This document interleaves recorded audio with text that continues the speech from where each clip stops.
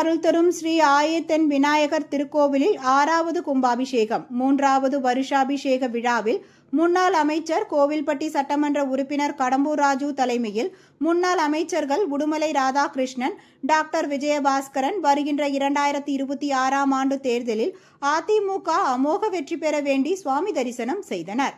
தூத்துக்குடி மாவட்டம் கோவில்பட்டி கதிரேசன் கோவில் சாலையில் அமைந்துள்ள அருள் தரும் ஸ்ரீ ஆயிரத்தென் விநாயகர் திருக்கோவிலில் 6வது கும்பாபிஷேகம் 3வது வருஷாபிஷேக விழா இன்று திருக்கோவில் காலை 7 மணிக்கு திறக்கப்பட்டு விக்னேஸ்வர பூஜை, சண்முக ஜபம் மற்றும் சிறப்பு பூஜைகளும், கணபதி ஹோமம், தனபூஜை, யாகசால பூஜைகள் நடைபெற்றது.